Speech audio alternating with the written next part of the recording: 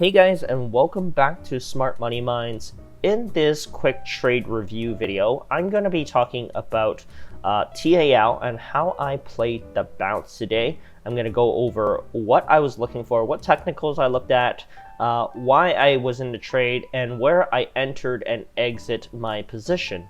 Now, going over some quick technical analysis, what I saw here was that on the daily, it was gapping down and it was touching outside the lower Bollinger Band on the third deviation, which is very extended. But however, it is on news, so this indicator doesn't really matter at this point. What I did like was that it gapped down almost 40% from yesterday, from this move, which was down 70%. So it was massively oversold.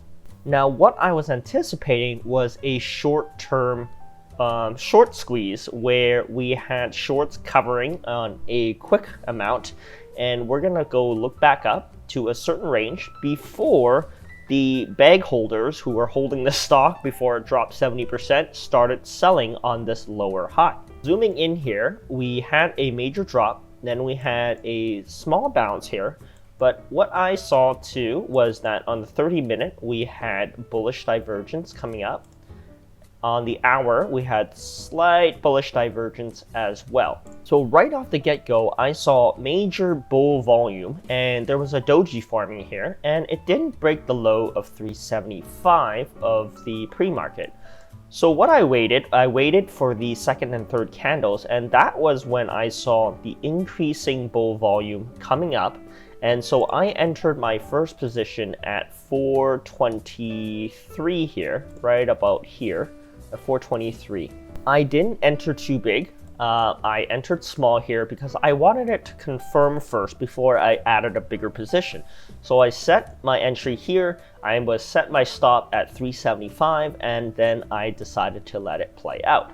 So now let's zoom in on the 2-minute. On the 2-minute, we started having steady bull volume increasing right here, and that's what drove the price up as well.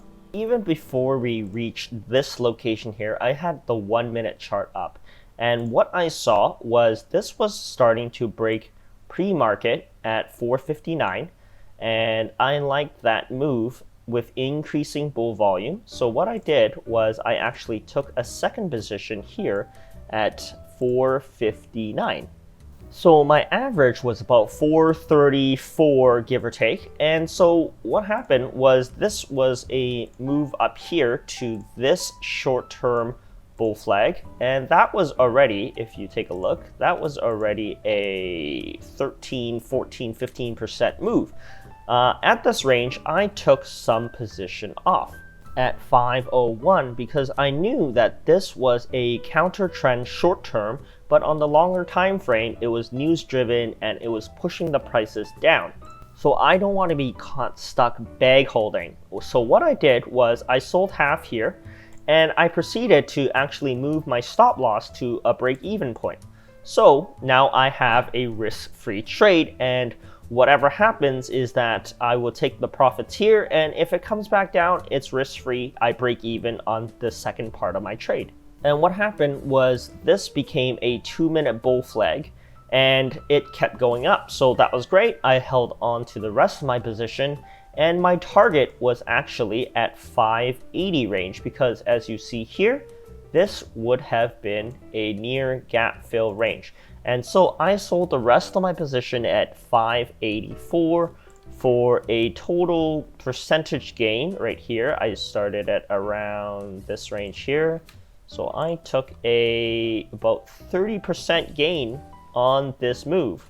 Now, it did consolidate and went right back up to 618, 617 here, but you know what? It's with a play like this, you're never going to capture the entire position because that's just unlikely what's going to happen. So I took a exit here, I took the rest of my exit here. That was a wonderful play to start off the day. We started having a falling wedge here, which did not confirm and continued back down.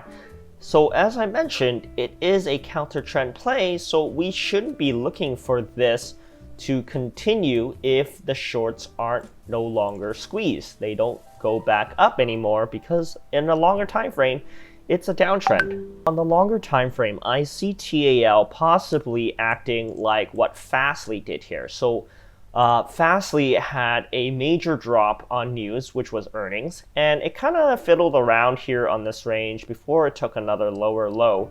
But eventually it started to bounce and slowly started to move back up. So I can see that TAL may do something like that if the Chinese government start easing off, people start forgetting about that sort of news, it starts to fade away, and more confidence comes in to the stock. Today might have just been an initial bounce, but we could probably see a bit of a bounce and then maybe a little bit back down before we have a slow uptrend climb, because we have a major gap right here that I think could get filled. Now, let me know in the comments below if you're still bag holding TAL. Did you sell some this morning on this major bounce move here? What are your plans if you're not planning to sell and you're just holding? And if you enjoy more of these videos about Chinese tech stocks and education stocks, make sure you subscribe to my channel, like this video, and we'll see you guys next time.